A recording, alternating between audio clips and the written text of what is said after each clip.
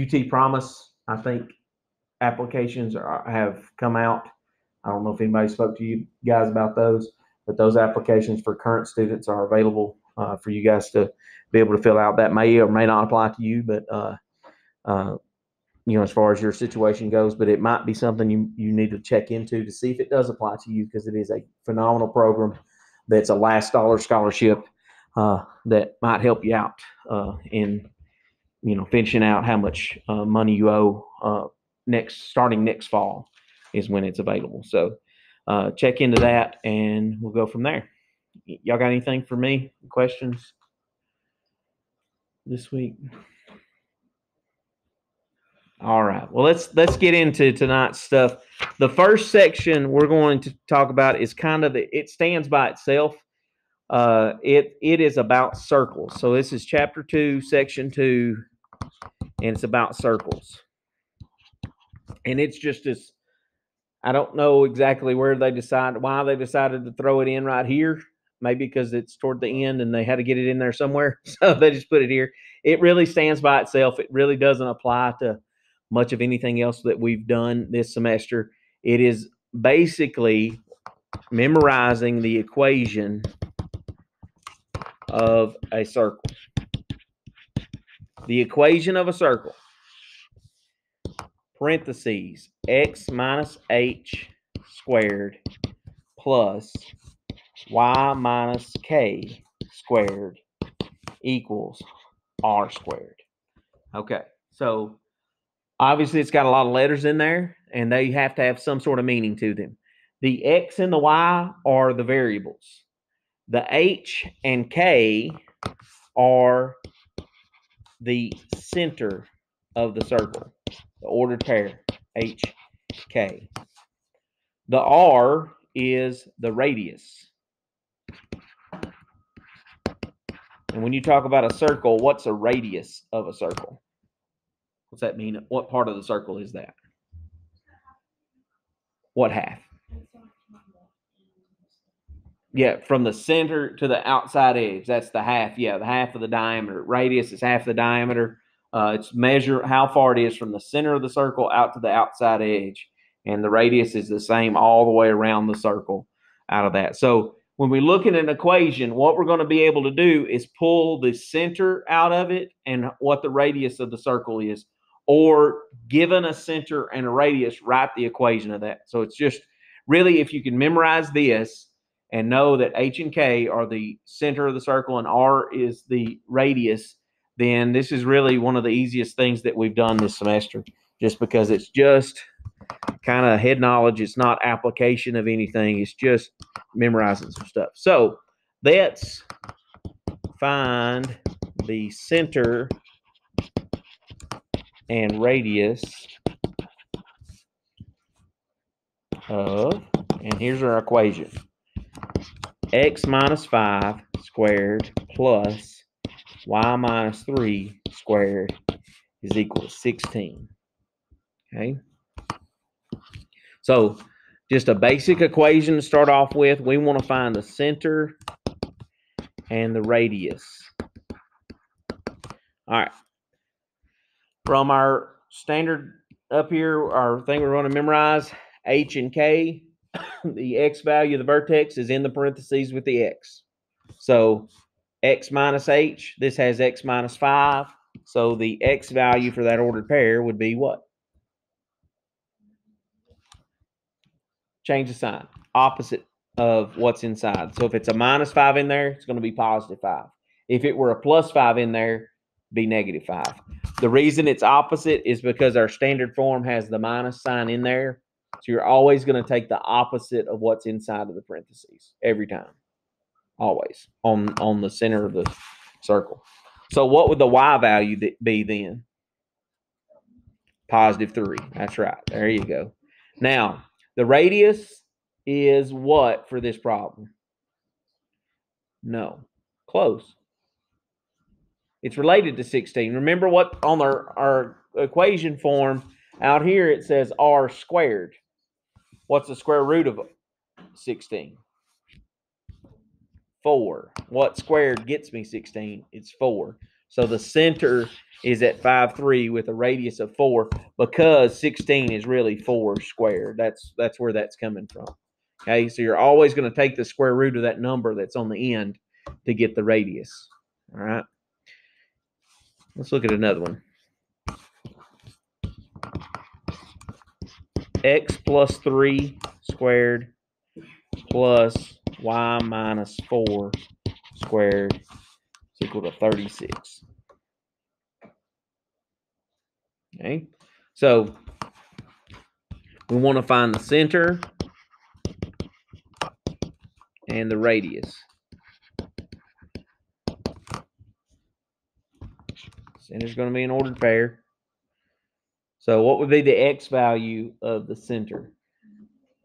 -3, good job. The y value? +4, good job. What is going to be our radius? 6. The square root of 36 is 6. So there's our center and our radius out of that. Okay. Pretty easy, right? Just memorizing that pattern. It's always going to be like that.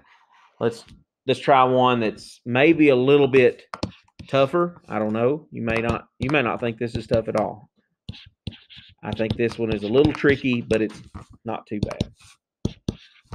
All right.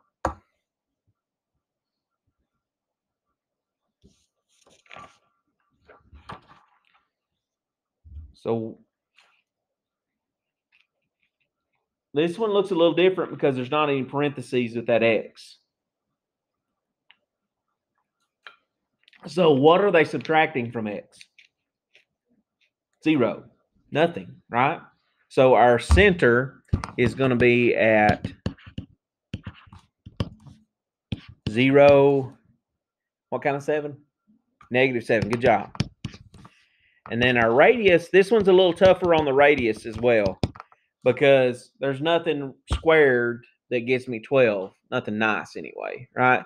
So the radius is at the square root of 12. And we could simplify that. You guys remember doing this where we did the factor tree thing? That was 6 times 2, and that's 3 times 2. So it's a pair of 2's. So that would be 2 square root of 3. And we also want to go ahead and just convert that into a decimal approximation for that as well. So if we have to graph this, I can't eyeball 2 radical 3 because I really don't know what that is. So with my calculator, I could just do the square root of 12 as a decimal and get that. So if I had to graph this thing for some reason, square root, so second, and then the x squared button right to the diagonal of 7. There's my mouse pointer on the 7, up and to the left. That's where the square root is, second, and then that button. And then I'm just going to put 12 in there. 3.46. Let's go 2 decimal places to be fine. So the exact solution would be 2 radical 3. The decimal approximation would be 3.46. Okay. Not too bad. All right. So if there's nothing in the parentheses with the x or the y, we know it's a 0 in that spot. Out of there. All right. Let's go the other direction, and let's write the equation of a circle.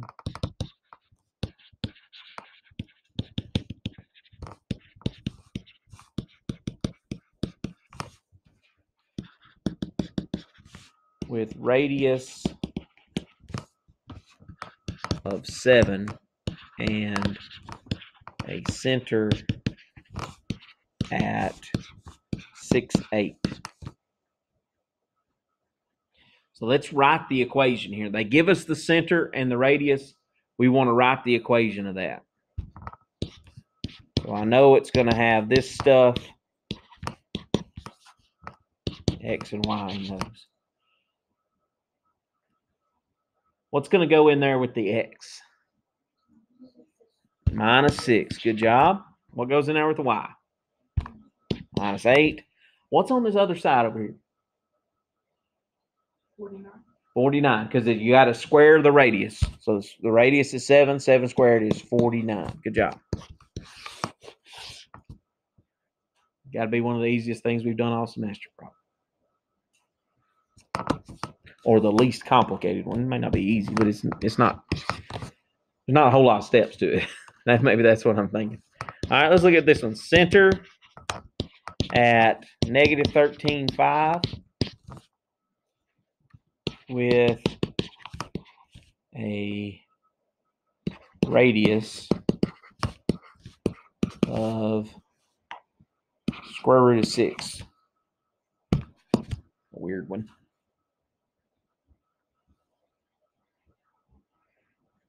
Again, so we know it's a equation of a circle, so we know it's going to have x and y, and then what goes on the inside with the x? Yeah, plus 13 on the inside with the y, minus 5. Good job. What's on the other side of the equal sign?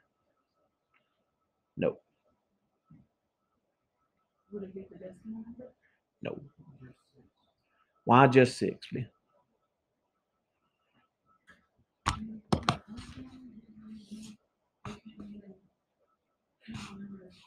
Right. So it's similar to that, right?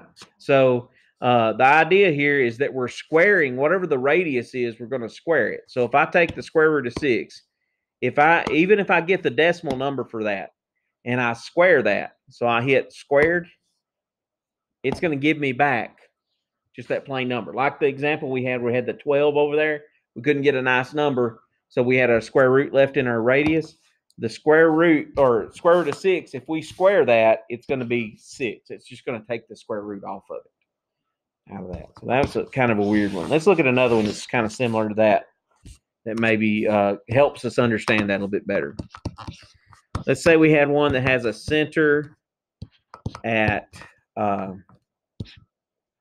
negative 3, 0 with radius of 3 square root of 2.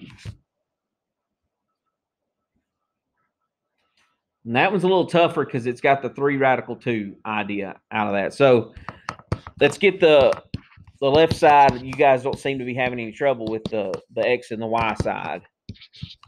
What would be the x and y side? Just plain y. We could actually take those parentheses out and just put y squared there because it's y minus 0. So that works out nice.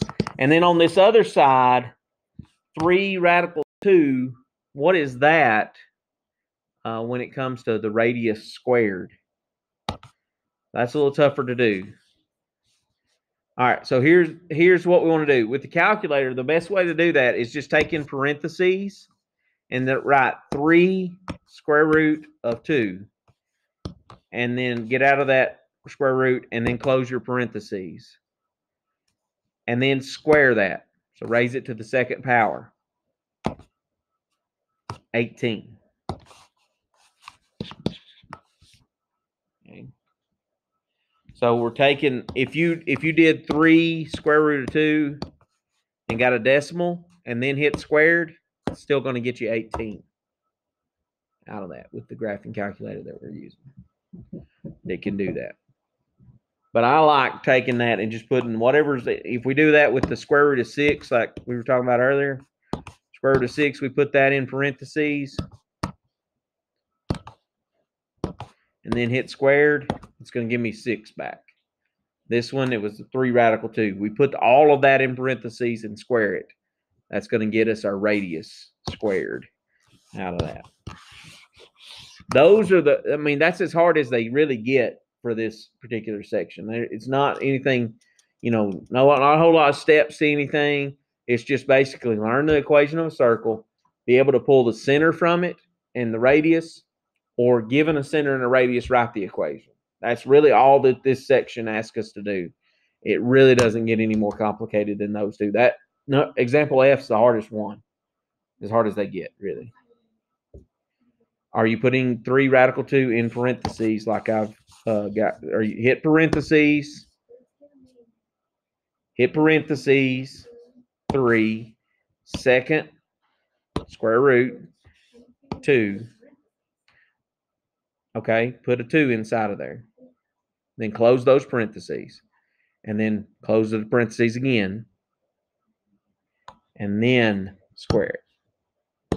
Give you 18 that time? That's it. Yeah. You gotta have the double. Yours, since it gave you that parentheses, you got to close them twice. All right. All right. Section 2. Check. All right. Now let's get into something that actually does kind of build a little bit here. We're going to go back to that R section, that reference section or review section. Book chapter 0, I think is what it's called sometimes. But let's talk about polynomial long division. Everybody loves long division. Y'all remember doing that in school, where you took a number like 3 and divided it into something like 416? I remember doing that. And how did we do that? Let's do this problem here, and I think it's going to help us understand what we're doing when we do a polynomial. Okay, so the first thing we did is we looked at our divisor, the number that's on the outside here, what we're dividing by, and we said, okay, will 3 go into the first number? How many times? 1 time. So we would put a 1 up here on top. What did we do with that 1?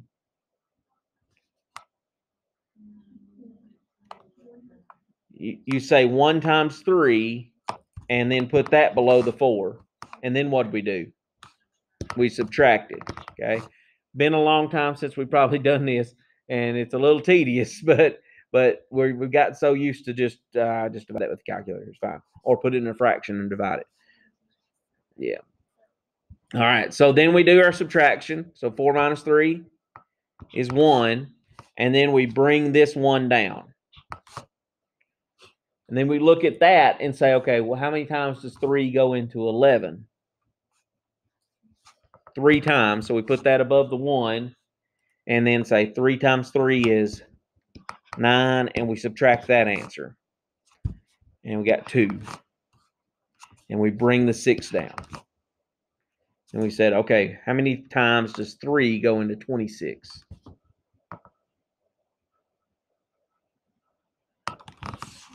8 times. Then we multiply. 8 times 3 is 24. Subtract. We got a 2. What is that 2 called? Remainder. All right. Now, depending on what grade you were in, how you wrote your answer out of that. When you first started doing division, say like 3rd and 4th grade is where they're doing that now. It's about where they start doing division that has a remainder. And they would write it, and they'd put an R with a 2 there beside it. Y'all remember doing it that way? That was one way of doing it. Another way of doing it was to do a mixed number type idea, which was a little bit higher up in math, maybe 6th grade. You started doing mixed numbers with the fractions and things. And we would write this as 138 and 2/3. If you think about that as a fraction. And what that is, kind of the idea is if you took the improper fraction and made a mixed number out of it. You guys remember doing that kind of stuff. But the mixed number is really shorthand for 138 plus 2/3. That's what mixed numbers mean. And I was about 20-something years old when somebody explained that that's what that meant to me. And I have a degree in math, and nobody ever explained that to me growing up, that mixed numbers were just addition problems, but it was shorthand for addition problems. Why that's important is because when we do polynomial long division, we're going to write our remainders with the addition problem idea. Okay, this is how we're going to write our remainders with polynomials. That's why I even talked about that. Okay, so let's think about the way we did that problem with the numbers. Polynomials is a very similar idea. It's just got letters in it instead of just numbers. It's sometimes intimidating, but this is doable. You guys, we can do this. All right, so let's look at a polynomial. So example A is going to be the first polynomial division that we do. So let's take a polynomial, x to the third plus 6x squared minus 8x plus 10. And let's divide it by x plus 3. So nothing just extremely big that we're dividing by yet, but it's the same idea. All right, so we're going to set this up with a long division symbol. So long division symbol, the dividend is what you're dividing into. Okay, so when I say dividend, I'm talking about what we're dividing into. So what we're dividing into is this big one here in the front. If it was written in fraction form, it'd be the polynomial that's up top. Okay, so the top part. So x cubed plus 6x squared minus 8x plus 10. The divisor, or what we're dividing by, is what goes on the outside. In this case, it's x plus 3. When you're doing polynomial division, you've got to be careful about some things. There's some things that come up that don't come up with numbers. In numbers, you have, if it's 416, you've got a 4, you got a 1, you got a 6. If it were 407 that you're dividing into, you had a 4, a 0, and a 7. With polynomials, if there wasn't an 8x, if it was just x cubed plus 6x plus 10, they wouldn't put this here. They wouldn't have a spot for it. You've got to have a representative for every power of x, starting with the biggest one. So this one, the biggest one is x cubed. So we got to have an x cubed. There's an x squared. We need to have an x, and then something that doesn't have x's. Okay. If there's one missing, you got to put a 0 in its place. Okay. We'll see some examples that happens with, but keep that in mind as we're setting problems up. You got to have a representative for every power of x, starting with the biggest and going down. All right, now let's do the division. It's not as tough as you're maybe making it out to be in your mind here at the start. So again, the same way that we did the numbers, we look at the front. I'm just going to look at the x. What times x would get me x cubed? X squared. Okay. The same way that I did what times 3 would get me the closest to 4, or how many times does 3 go into 4? It's the same idea. We're just thinking in terms of multiplication instead of divided by. Okay, so x squared, and I'm going to put it over the x squared part here. Okay, if you'll keep yourself organized with this, it makes it so much easier. Most folks that I see that struggle with this, it's not because they can't do it, it's because they don't organize their work real well. Organizing your math real nice will help you a lot. Now, when we did the numbers, what did we do with the stuff up top and the divisor? We multiplied it and then wrote it down. So up here, we took the 1 times 3 and brought it down here and subtracted it.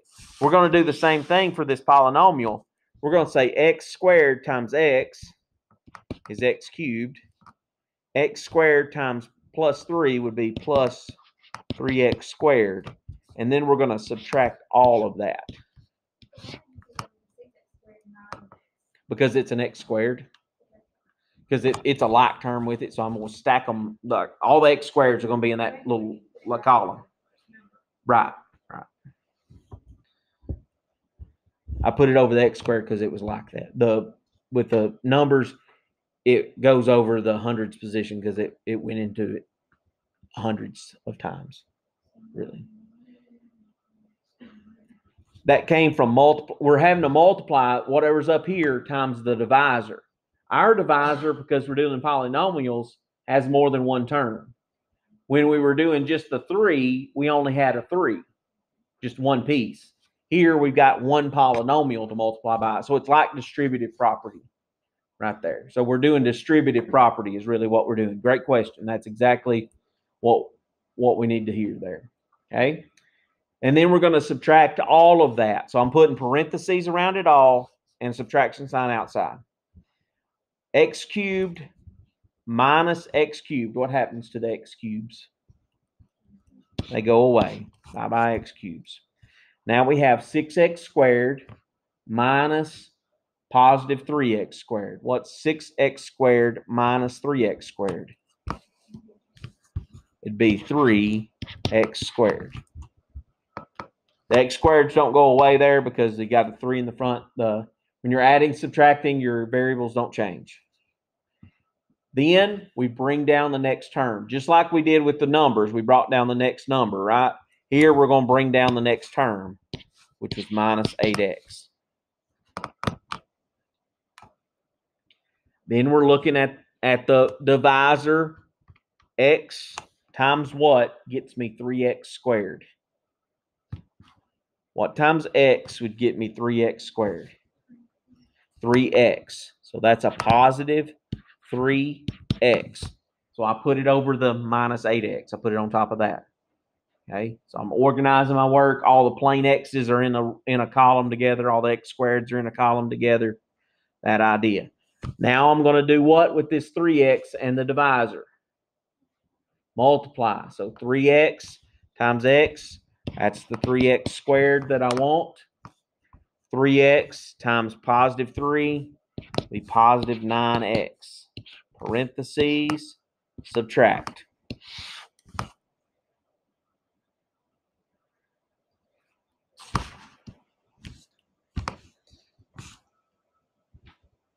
(3x squared minus 3x squared). Bye-bye 3x squared. Negative 8x minus 9x. Negative 17x. Drop down the 10. So the next term comes down.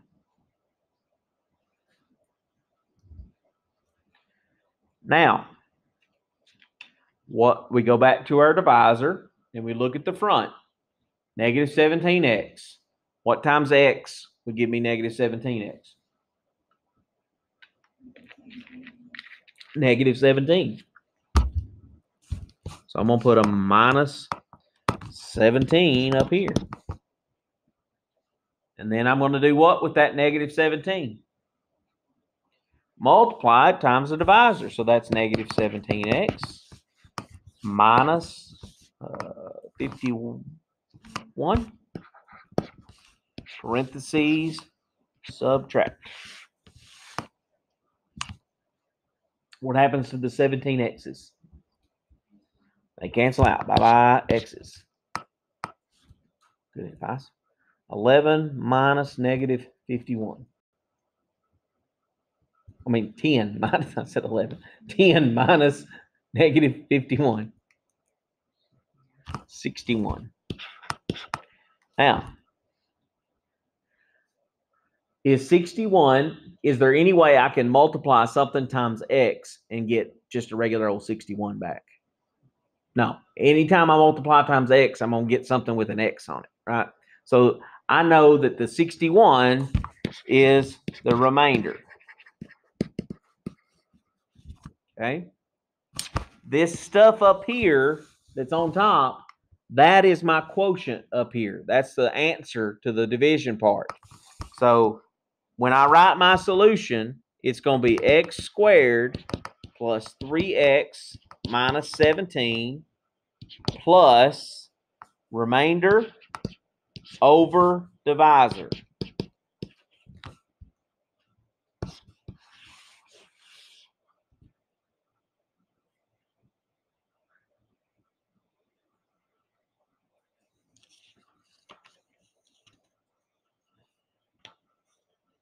All right.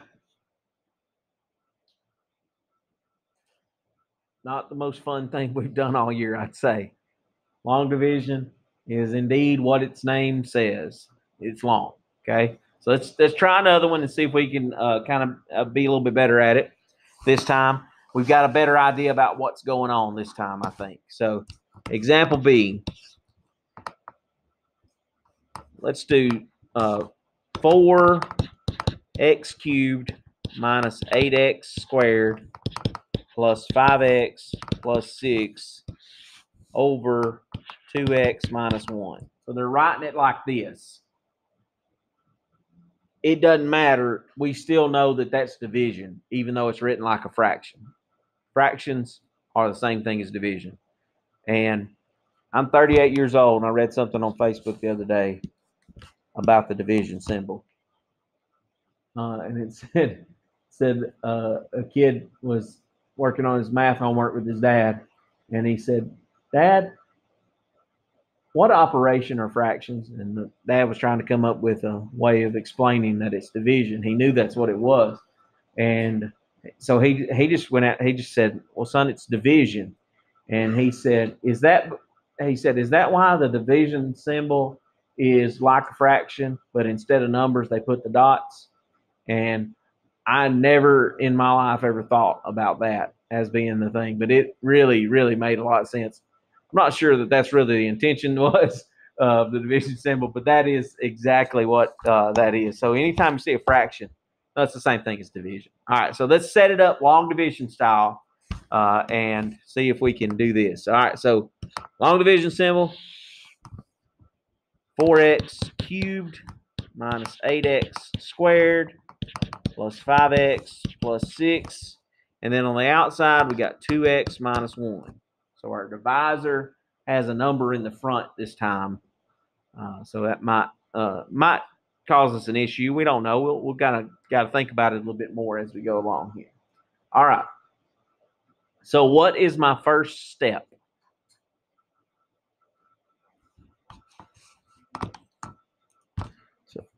All right, so I'm looking at the 2x and the 4x cubed. That's right. That's where I want to look, the fronts. What I need a 2x squared to make that a 4x cubed. All right, so I'm going to put a 2x squared above the x squareds. What do I do with that 2x squared? Multiply it to the 2x minus 1. So that's going to be 4x cubed minus 2x squared. Parentheses and subtract.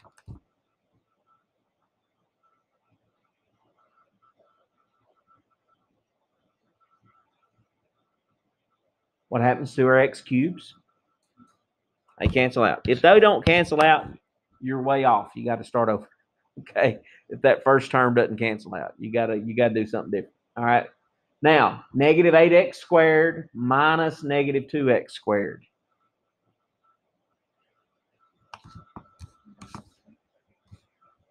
How much? Negative 6. Negative 8 minus negative 2 would be negative 8 plus 2, which is negative 6x squared. Then I need to bring the next term down, so 5x.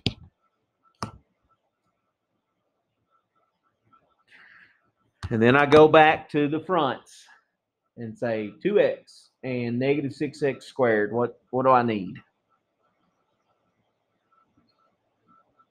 Minus 3x. Good job. What do I do with the minus 3x? Multiply it to the 2x minus 1. So negative 3x times positive 2x. That's where I'm going to get my negative 6x squared. That's what I want. Negative 3x times negative 1 is positive 3x. Parentheses, subtract. Don't forget the parentheses and subtract.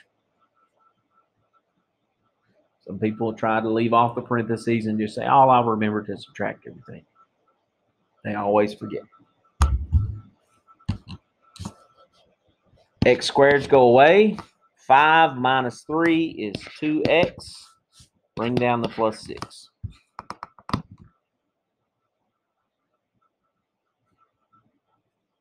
What's the last thing that goes up top? Positive 1, because what times 2x gives me 2x? 1. So I got a 2x minus 1 there. Let's see, subtract. Those go away and get a remainder of 7. So our final answer is going to be 2x squared minus 3x plus 1 plus 7 over 2x minus 1.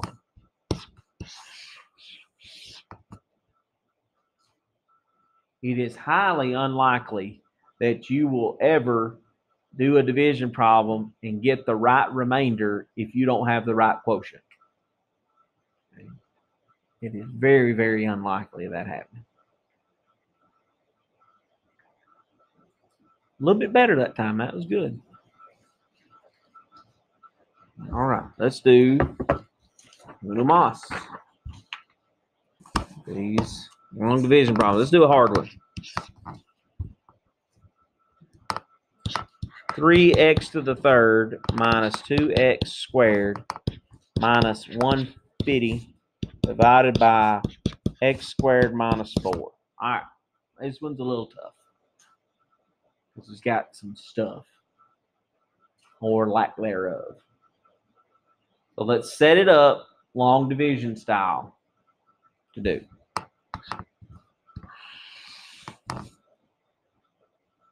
What goes underneath?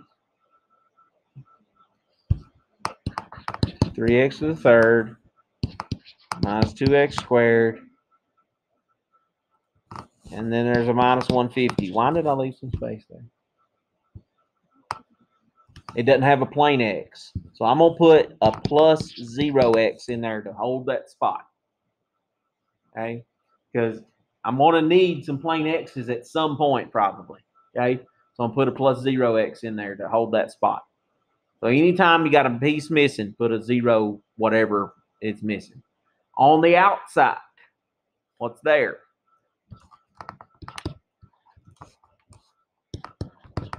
I did the same thing. I left some space because what's missing on the outside? That plain x. So I'm going to put a plus 0x on the outside. That's totally coincidence that they both had the same piece missing. It really, doesn't always match up like that. But you do need to put that missing place in there. It helps you organize things better because if you don't put that in there, you're going to end up having a piece that's kind of floating in the middle of nothing, and it's not a place to put it. So it helps you organize your work a little bit better. All right, let's do the long division. What goes up top first? 3x. So that's going to be all the way down here. So this one's actually not going to be that long because we got way down the list right on the first shot at it. So what happens with the 3x?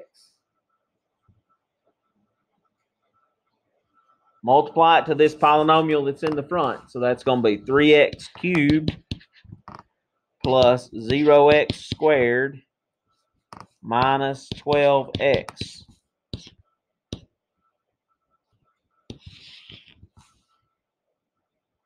So when I multiply 3x times 0x, that's 3 times 0 is 0. X times x is x squared. So that's where that's coming from. And then what happens to our x cubes? Cancel out. Negative 2x squared minus 0x squared would be negative 2x squared. 0x squared minus negative 12x plus 12x. And then I'm going to bring down the next term. Yeah. What's the next thing that goes up top? A negative 2. Distribute that. Negative 2x squared plus 0x plus 8. Parentheses, subtract.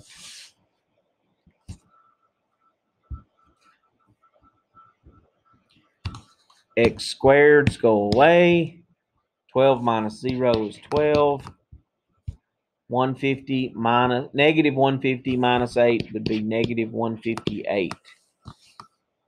How do I know that I'm done with the division part? How do I know that 12x minus 158 is the remainder? Yes, nothing times x squared will give me a plain x back. This one is smaller than what I'm dividing by. So I know I'm finished. That's my remainder. So the final answer is going to be that 3x minus 2 plus 12x minus 158 over x squared minus 4.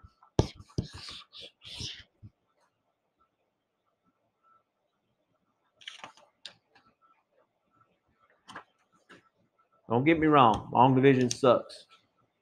It's long. There's a lot of places to make operation errors.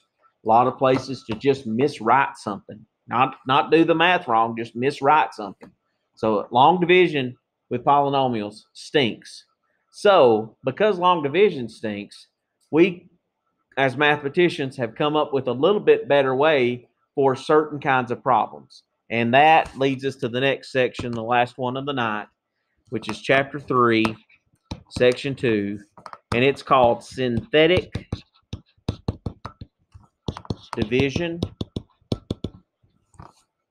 And then we're also going to talk about the factor / remainder theorem.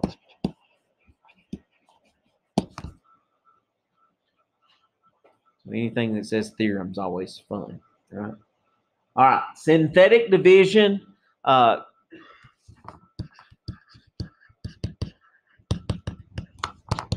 Is much easier than long division.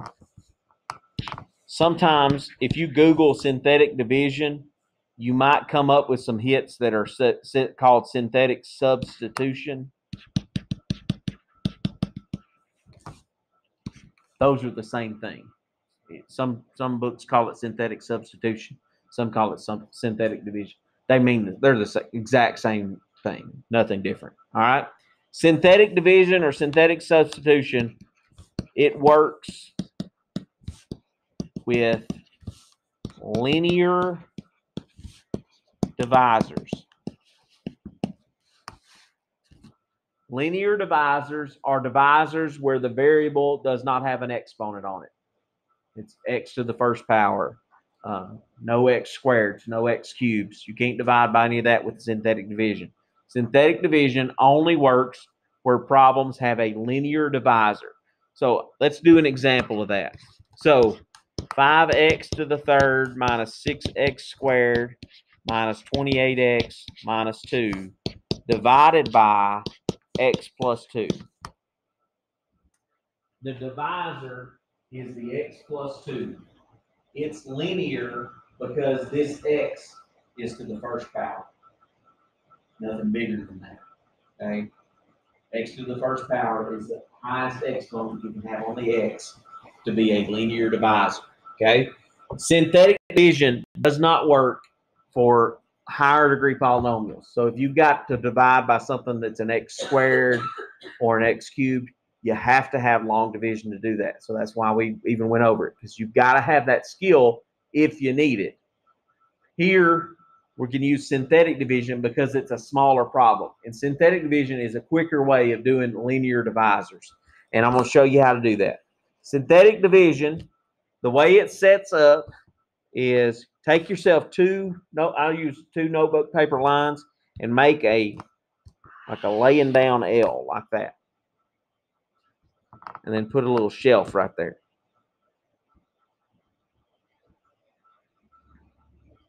Okay. On the inside of this L, this top row right here, are going to be the coefficients of what we're dividing into, the dividend. Okay. So 5 is going to be in the first spot. We'll skip a little space and put a -6. Skip a little space, put a -28. Skip a little space and put a -2. So you've got like a column for each one of those. Notice I didn't put the variable there with it. You don't need it right now. Okay, we'll put it back at the end. Okay, synthetic division takes the variables out of the problem. Makes it a much easier thing because all you're dealing with is just numbers. Makes it a lot easier. Now, that little shelf we built over there, we'll just build a shelf and leave it empty. You got to put something on it, right? So the shelf number comes from the divisor.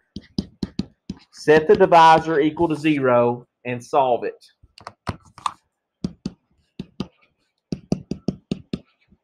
-2 is what goes on the shelf, because that's what x plus 2 equal to 0 equals. X is -2. So that's what goes on the shelf. All right. I taught this today at my high school, and I'll use some of the language today. To get the ball rolling, if you're an arcade or something, to get the game to start, you got to drop a coin in the slot, right? Or token, or whatever you get. You got same thing with synthetic division.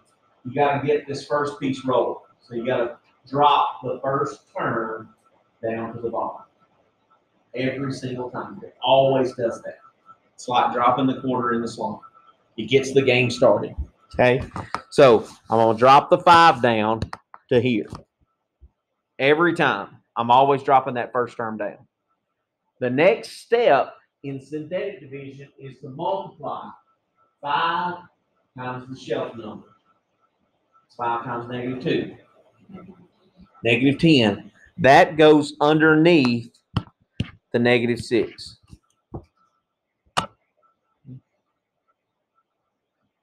Synthetic division, you'll always add every single time. So we're going to add -6 plus -10, which is -16. And then we're going to take that -16 and we're going to multiply it to the shelf number. So -16 times -2 would be +32. Again, in synthetic division, you'll always add 32, -28 plus 32 would be +4. Multiply to the shelf. 4 times -2 is -8. Add -10. This last number over here, this is our remainder. Okay. The remainder is always the last number in the bottom line. Always. Always, always, always. Okay. So you drop the first number down, multiply, add, and multiply, add, multiply, add. Always. The synthetic division. Okay. Now, what's the final answer to this thing? What's the answer to the division problem? Well, here's what happens. Anytime you do synthetic division, you're dividing by something that has a degree 1. So you take the highest power of your dividend. Ours was x cubed, right? We divided by something that was x to the first power. That brings it down 1 degree. So this first term, the 5 that's there, that's going to be 5x squared. The 16 is going to be -16x to the first power. The 4 doesn't have an x. Then we're going to do remainder over divisor.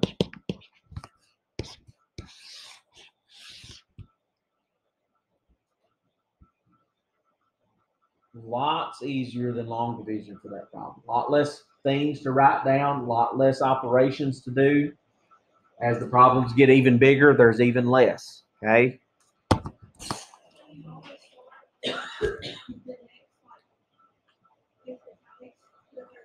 Go down. The next one down. Yeah, that's right. That's right. Let's look at another one. Let's say we had -x to the 4th plus 3x squared minus 4x minus 5 divided by x plus 3. I'm going to do synthetic division for that because I know that my divisor is linear. I know I can do that. Okay. What goes on the shelf?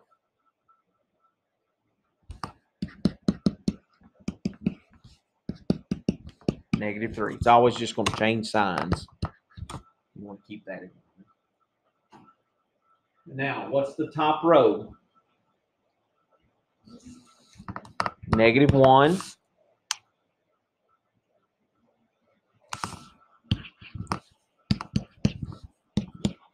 I left a little extra space in there. Because what's missing? An x cubed, yeah. So we got to put a 0 in its place. Because that was x to the 4th. You got to have a representative for or x to the fourth, x to the third, x squared, plain x, and then numbers that don't have an x. We got to have all of those. And so we got to have that 0 in there. Now, how do we get the game started? Bring that first number straight down. So -1, drop it down. So my leading term there is -1. And now what? Multiply, that's 3, and add. Multiply, add. Multiply, add. Multiply, -42, add. Remember, this number on the end here is the what? Remainder, always. Okay? So what's my answer to this division problem?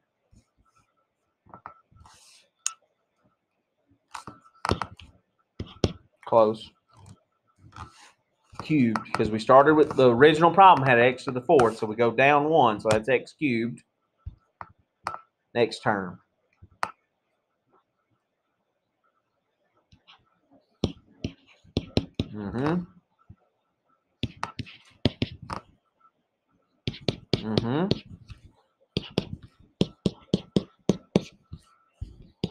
Good job.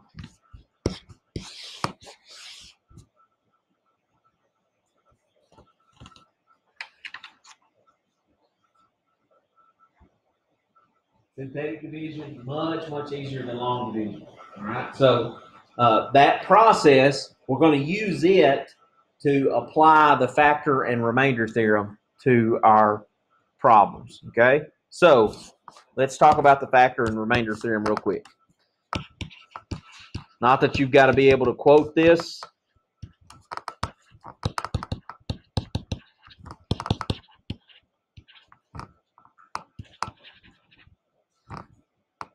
And I'm just going to give you kind of the shorthand version of this instead of the big, long, drawn-out booky version of this. So if the remainder is 0,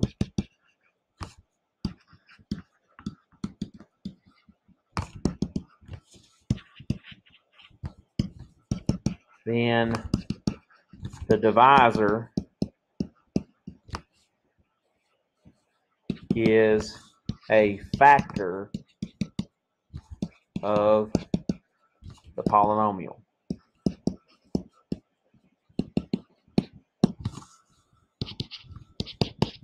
If the remainder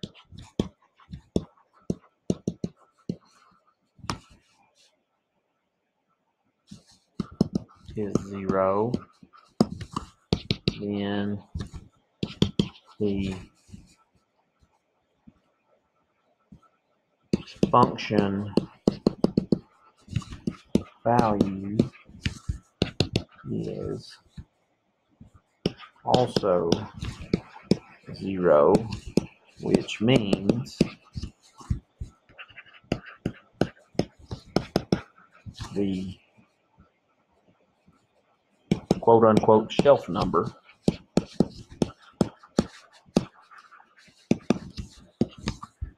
is an x-intercept /0/root.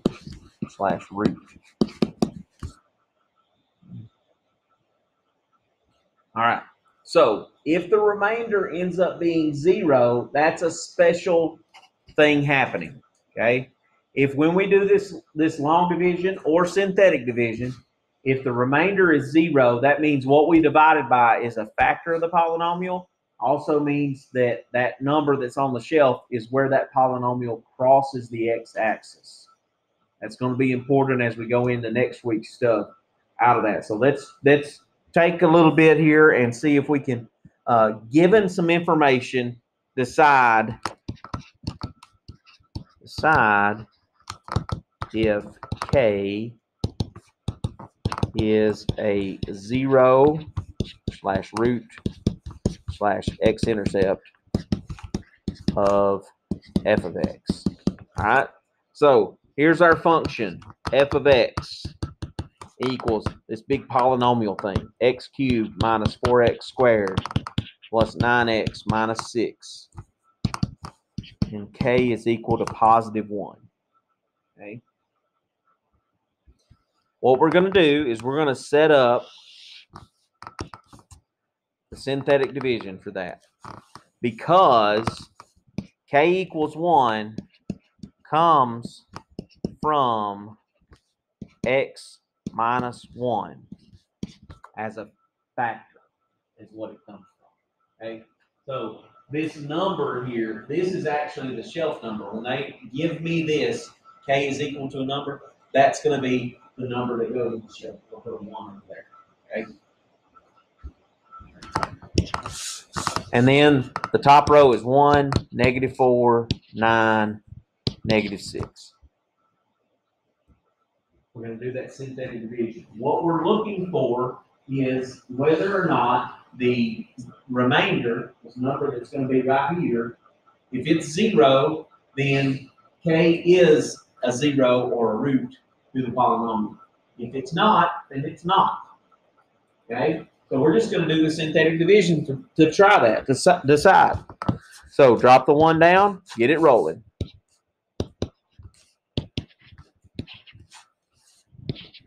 Hey, what do you know? The remainder is 0. That remainder being 0, that tells us that k equals 1 is a 0 to f of x.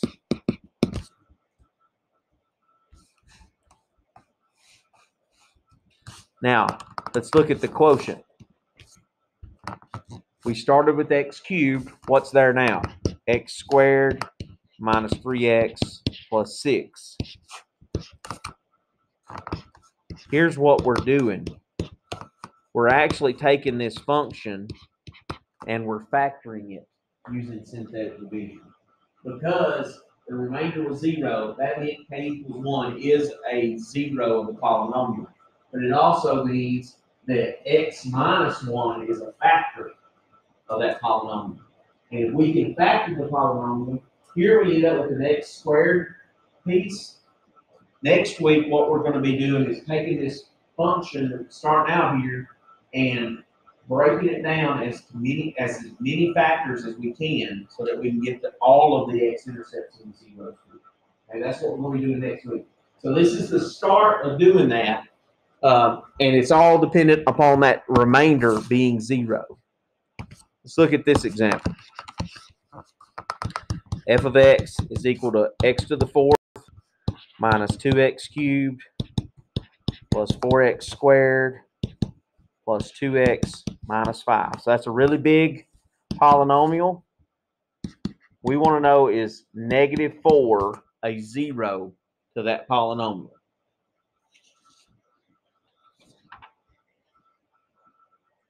So I'm going to set up my synthetic division. I'm going to put -4 on the shelf. 1, -2, 4, 2, -5. Just throwing those coefficients on that top row. Get the ball rolling. 1, multiply.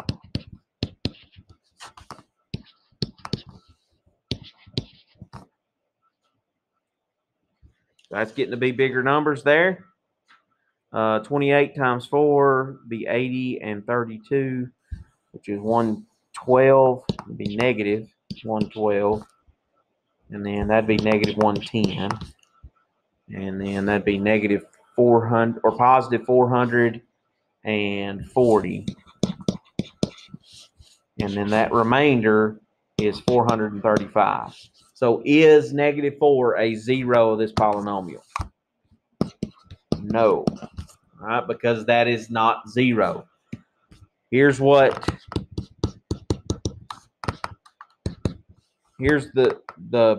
difference in this problem and the other one.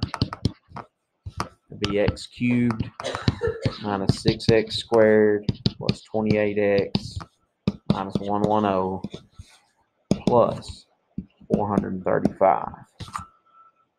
And we're not going to put it over that because we're not We're just factoring that polynomial. Because it has a plus out here, then that's not factored form. So what will happen on your Canvas quizzes, the reason I rewrite this way, is because they'll sometimes rewrite the problem in this form after you've done the synthetic division. And they'll say, is this the form that's good? So your remainder is added out here on the edge. Your divisor is up here. So let's look at this example. Here's our function, x to the fourth minus 2x cubed plus 4x squared plus 2x minus 5. Let's check -1 this time. What's that?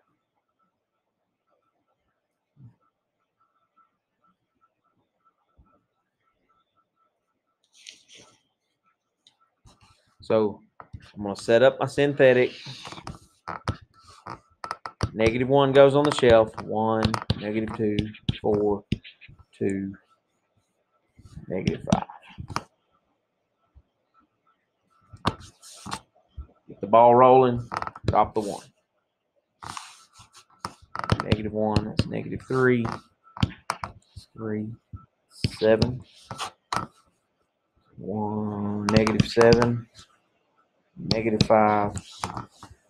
+5. Yeah. So this tells me that it's yes, it is a 0. K equals -1 is a 0. The factored form. What's the factor that goes with -1 on the shelf?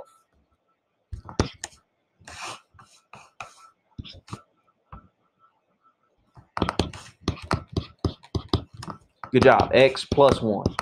It really is just as easy. You just take that and make it an opposite sign. So if it's -1 on the shelf, it's +1 in the factor.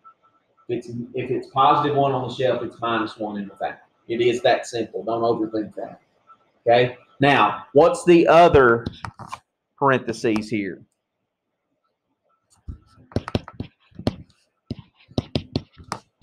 Good job. Too long there. That's the factor, or part of the factored form for that polynomial. Next week, what we'll end up doing is taking and going further with this part. Good job. Good job. Let's look at one where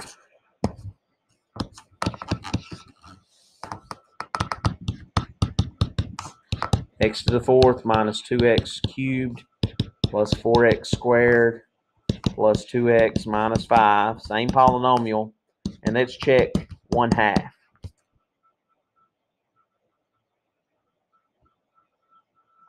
So you can do synthetic division with a fraction.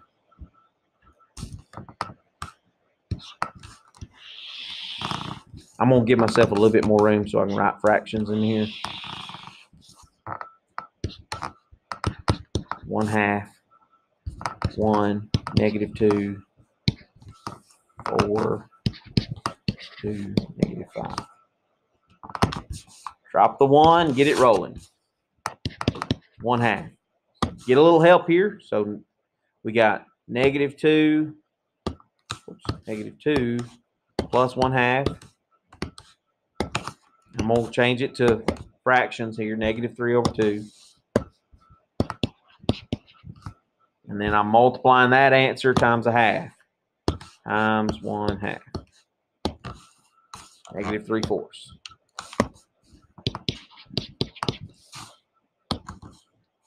Plus 4. 13/4.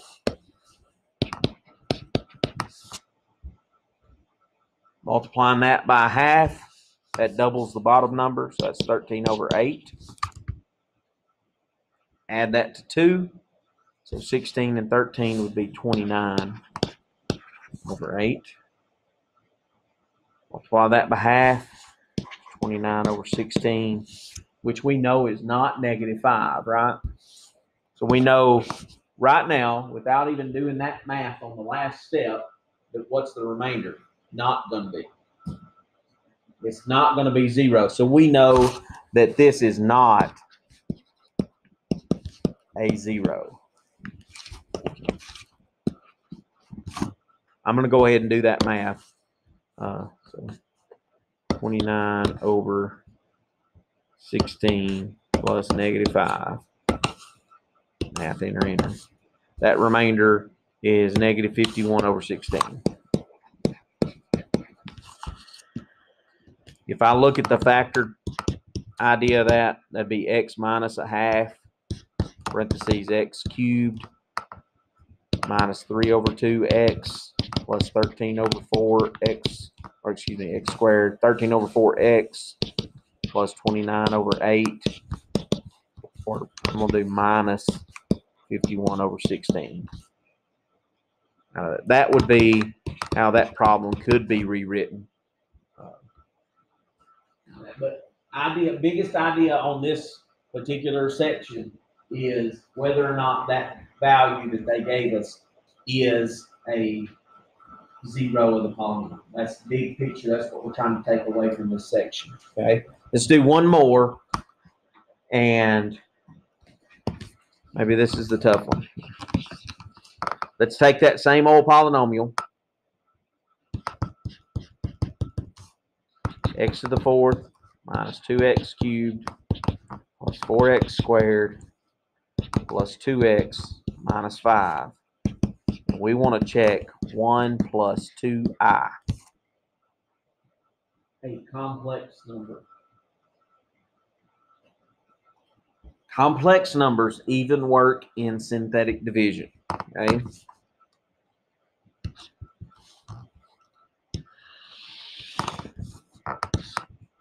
One plus 2i is what's out there. Everything else is still the same. I'm going to give myself plenty of space in between terms here. Because the complex number is longer, right? Same story, though. We're going to just drop the 1 down and get the ball rolling. 1 times 1 plus 2i has got to be 1 plus 2i.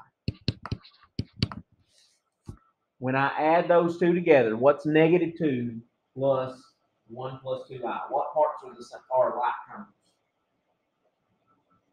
The 1 and the negative 2. So what's 1 plus negative 2? Negative 1. And then the plus 2i just comes with it. Now here's where it's a little harder, and this is where I use the calculator to help me.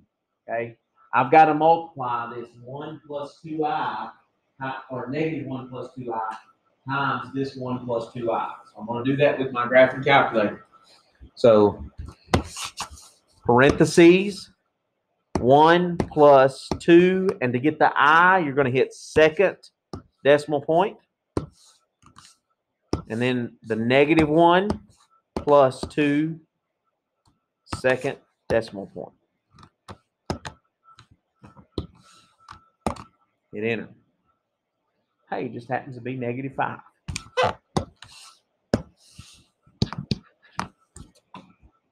Okay. Then we go back to adding. 4 plus negative 5, negative 1. That's easy. And then we multiply again. Negative 1 times this stuff. It's just going to make it negative 1 minus 2i.